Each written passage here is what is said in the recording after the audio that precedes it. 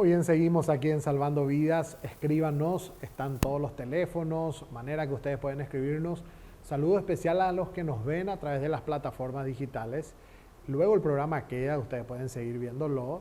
Y estamos en todas las plataformas digitales, en Trulli, estamos en Aliento Visión, en Santiago de Chile, por supuesto en Paraguay de lunes a viernes, 22 horas.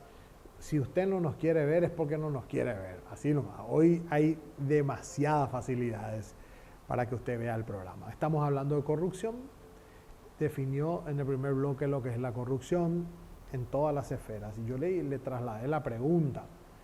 Todos queremos un Estado sin corrupción, pero miramos solo a Paraguay. Yo creo que esto es algo de casi todos los países, ¿verdad? Y algunos hasta piensan que en Estados Unidos no hay corrupción.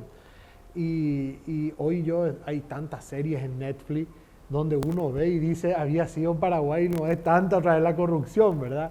Pero hablemos del Paraguay. Y luego hace un viaje de los países de segundo mundo, de primer mundo. Pero hablemos de Paraguay, un país tercermundista en este momento. ¿Vamos a tener en algún tiempo, en algunos años, un país sin corrupción? Solo si iniciamos un proceso de cambio. Siempre la pregunta, la gente habla de cambio, todos queremos el cambio, pero cuando te vienen a vos y te dicen, ¿y vos querés cambiar? Que cambien ellos. Que cambian los demás. Y si no hay un cambio generalizado, integral, sistemas, procesos, o sea, estructuras y personas, es lo mismo que cuando hubo la revolución del marzo del 99 y la gente decía, la juventud salió a la calle, este va a ser un país diferente. El marzo paraguayo. Me río. Trabajaba en la embajada británica y estaba enterado del golpe de Estado contra Stroessner. Y la utopía de los golpistas, entre ellos los opositores, decían, cuando caiga Stroessner este país va a ser diferente. Como si un cambio externo significase una transformación. Y hay una gran diferencia entre reforma, que es un cambio exterior, producido por temor, por presión, a transformación, que es un cambio interno. ¿Okay? Y mientras no haya una transformación de la cultura paraguaya, donde el paraguayo ya no acepte el payante, o total todo el mundo hace, o lo que importa es que se haga, o la presión me exige, el fin justifica los medios. Mientras no cambiemos esa mentalidad, no va a cambiar nada. Entonces, cuando un político está diciendo en campaña política, en mi gobierno la corrupción se va a terminar. No va a terminar, pero puede pelear.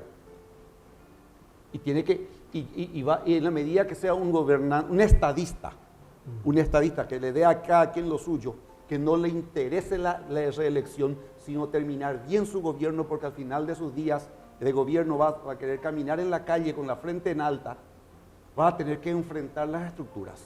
Pero le debe muchos favores a la gente, dice, a financistas. Por eso yo hablo de estadista. El Paraguay necesita de estadistas. El Paraguay necesita un estadista, un patriota que diga, caiga quien caiga y que viva eso. Pero estás hablando con términos de un conocido gobernante. Y tengo la mejor impresión de él, y yo sé que él busca lo mejor, pero el rival no es pequeño. Paraguay en su conquista ya se basó en la corrupción, donde un puñado de colonizadores, conquistadores españoles, transan con los indígenas y le dan sus hijas como prenda, pero no para formar hogares, allí ya se embroman entre ellos, sino solamente para someterlas sexualmente e ir al Alto Perú en buscar oro y la plata. Y queda un paraguayo que es el mestizo, que no tiene concepto de ciudadanía. Chenio y cominte, yo solamente vivo acá, soy un mero morador, pero no entiendo el concepto de obligaciones y derechos que yo tengo porque no tengo figura paterna, soy rechazado por los indígenas, soy rechazado por los blancos. Ese es el paraguayo. Y vivió empleando la maña para sobrevivir a estructuras que siempre le dominaron. Empeoró con la Triple Alianza, con la Guerra del Chaco, con las revoluciones, con las dictaduras. Y en el chip paraguayo básicamente no importa quién mande, pero que tenga mano dura, que nos diga qué tenemos que hacer para que podamos vivir en orden y en libertad. Entonces, ¿cómo vas a pelear la corrupción si vos careces de la voluntad humana? Si en tu casa no te enseñaron los valores, en tu casa, en tu propio hogar vos estás viendo la distorsión de los valores, te vas a la escuela y la gente va copiando. O sea, yo no sé si vos te fuiste a la escuela y encontraste a tus compañeros copiando en todas las formas posibles para un examen. Vos ya estás corrompiendo ahí. Y no te fuiste al cuartel, por lo menos en mi época era obligatorio, y te fuiste al RI 200 porque le pagaste a alguien y tenías un pariente. Todos son muestras de formación del carácter que te hacen más vulnerables a la corrupción. ¿Sabes qué dice Salomón de vuelta? Porque hay una pregunta que yo sé que me va a hacer. Si aumenta la pobreza y la diferencia de clases con la corrupción, Salomón dice, el dador del soborno se volverá más pobre porque los poderosos tomarán los regalos y seguirán haciendo lo que les plazca. Te está diciendo bien. ¿Vos crees que pagando vas a obtener la ventaja? En realidad el poderoso va a seguir siendo más poderoso, diferencia de clase, y vos te vas a aplastar cada vez más. ¿Y qué va a implicar en aumentos de pobreza? Que el dinero que tenía que haber sido utilizado correctamente en el desarrollo se te va a la China. Se conforman con ollas populares, con los víveres, con galleta cuartel. La corrupción no es el único mal, porque también está la ineficiencia, que es una forma de corrupción. Yo, ¿sabes qué? Lo que me está diciendo es, cambia un concepto. Yo escribí hace poco un escrito así en las redes, el pueblo bueno. El pueblo bueno se calla, no dice nada, mientras no tenemos hospitales, no tenemos las infraestructuras que el pueblo se merece, y el pueblo sigue callado. Ahora digo yo, al escucharte, el pueblo tendría que hacer un cambio interno entonces. No es solamente gritar y salir a manifestarse, querido Isaías. Entonces, a ver, entiendan estos conceptos que estamos tratando. No vayan, porque me acelero. Isaías tiene 5 años electo y tu única misión es bajar la corrupción del 100%, por lo menos a la mitad. ¿Por dónde empezás? En primer lugar, no lo haría porque el pueblo me echaría el día siguiente, porque al pueblo no le interesa la lucha contra la corrupción mientras tenga pan y circo. Pero hoy son tendencias en las redes sociales. Mientras no la varias aceptan palabras. nomás. Porque si vamos a hablar de lucha frontal contra la corrupción, ¿por qué no cambiamos el sistema impositivo y la renta personal se aplica? Y todo el mundo tenga que preparar facturas y trabajar como la ley te exige, pagando impuestos y facturando por servicios. No, espera un poco. ¿Para qué vamos a pagar impuestos si ese dinero se va a usar para robar? ¿Entendés? O sea, la gente no quiere, es mentira, es un servicio de labios. Yo veo si un gobierno deseoso de hacerlo, pero tiene que pelear contra sistemas, estructuras y personas. La persona tiene que estar, alguien me decía a mí en mi formación empresarial, que si vos querés que la gente te acompañe en un proceso, tiene que estar dentro del barco. Porque si está fuera del barco, no le importa hundir. Cuando estás dentro, que no se hunda el barco. Entonces lo primero es mostrarle a la sociedad que si todos pagamos nuestros impuestos, si todos cumplimos con la ley, incluyendo al aparato estatal, tanto más podemos hacer escuelas, tanto más podemos hacer hospitales, tanto más podemos hacer en programas sociales, tanto más podemos invertir en infraestructura. Entonces la gente va a ver la importancia de que no haya corrupción. Pero hoy la gente no quiere corrupción del otro. Pero la corrupción privada de no querer pagar impuestos, eso no me toque. ¿Y por qué entonces no trabajamos con la educación? Yo al escucharte no tengo otra salida que empezar a trabajar con niños de 4 o 5 años, y me animaría a formar el Ministerio de la Familia también. Porque te escuché decir, en todo lo que estás diciendo, nuevamente todo va en la familia. Allí empieza. Entonces, ¿Pero qué familia me hablas? Ustedes manejan bien la cifra. ¿Cuál es el porcentaje de madres solteras?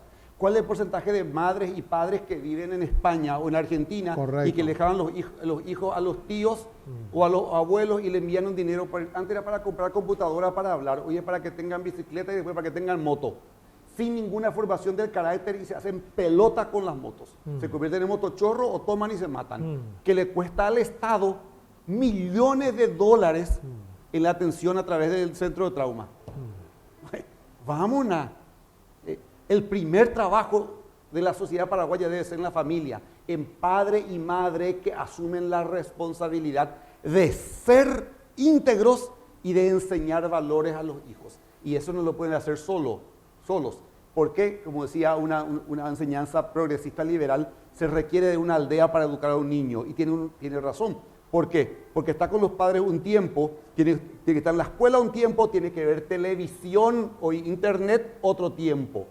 Todo ello influye en la formación del carácter del niño. Tiene que haber entonces un pacto social para decir, esta debe ser la sociedad que queremos formar, entonces vamos a ponernos de acuerdo. La escuela va a enseñar esto, la familia va a enseñar esto, la iglesia va a enseñar esto y todo apuntando con el nuevo paraguayo. Yo hasta me siento que ahora, si voy a poner un post en contra de la corrupción, primero tenemos que mirar cómo estamos.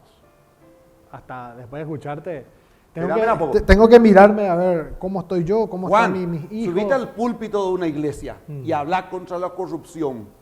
Y luego preguntarle a los miembros de la iglesia, decirle, ¿ustedes facturan por servicios? Claro.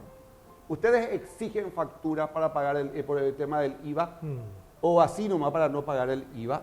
Una cosa básica, ni una cosa... Nuevamente entonces, educación. Pero tiene que haber un pacto social, gobierno, Estado. ¿Por qué te hablo de Estado? Hablemos de educación. Yo te puedo asegurar, pues le conozco al ministro de Educación, Eduardo Peta, que es un hombre íntegro que lucha. Pero te puedo asegurar que la estructura, el sistema educativo te permite hasta cierto punto llegar. Y ellos saben que el ministro va a durar unos años, pero que después ya no. A mí me decían antes que en la aduana, ellos le probaban al nuevo director de aduana. Y si el tipo no se rendía a la agenda de la estructura, entonces boicoteaban la función de la administración y no generaban más ingresos. De manera tal, y le pagaban a la prensa para decir, cayeron en tanto las recaudaciones, la inutilidad de esta administración. Le cambiaban, la estructura ponía a quien quería y ellos continuaban mandando. Tiene que haber un pacto social. El gobierno, el Estado, las iglesias, las familias para marcar el nuevo rumbo. La iglesia. ¿Cuál es el rol de la iglesia? Hoy estamos hablando de corrupción. Va a haber otro programa donde quiero hablar de integridad versus corrupción. Hoy estamos prácticamente terminando ya el rol de la iglesia para chocar la corrupción. Porque tenemos que... ¿Cuál es el rol de la iglesia? Columna de la verdad. Una iglesia profética, pero no solamente para denunciar la corrupción, sino para discipular a los miembros y enseñar la verdad en los púlpitos como la que tenés hoy. Enseñar la verdad, es decir, cuáles son los valores que dice la palabra al respecto de la explotación del ser humano por el otro. Por ejemplo, el problema que tenemos hoy en Estados Unidos, el tema ya no es el problema del COVID-19, el problema racial. ¿Cuánto tiempo la iglesia cayó en Estados Unidos el problema racial? Hasta que reventó y la iglesia perdió el rol que había ganado Martin Luther King, un pastor bautista que cabezó la marcha civil de los años 60 e impidió una guerra civil porque él se puso en el lugar. Yo creo que es tiempo que la iglesia se ponga en el lugar de Martin Luther King en la lucha contra la corrupción, pero con una profesión no de violencia ni de crítica al otro, porque el problema es propio del ser humano y ofrecer soluciones. Soluciones y ocupar todos los lugares a los cuales somos invitados, formando gente, poniendo en lugares públicos para que sean sal y luz y exigir lo más importante en todo ejercicio de gobierno, rendición de cuentas y transparencia. Rendición de cuentas y transparencia. Vamos a continuar. Se nos terminó el tiempo. Mañana seguimos hablando de la integridad, pero hoy me deja la enseñanza, volviendo al tema iglesia. Como pastores, como líderes, paguemos nuestros impuestos. Si tenemos personal que trabaja en la iglesia, póngalo en IPS. Si usted tiene que de repente también dar factura a las personas que quieran dar diezmo, tiene que darlo. Pero un desafío para nosotros también. Todos los que están sentados ahí, se le tiene que hablar las cosas como son. No dejar pasar porque uno diezma más, sabemos que está mal y no le decimos nada, nos callamos, porque si vamos a denunciar la corrupción, tenemos que saber cómo estamos en casa. Gracias por acompañarnos. Mañana hablamos de la integridad. Gracias, querido Isaías. Hasta luego. Chao.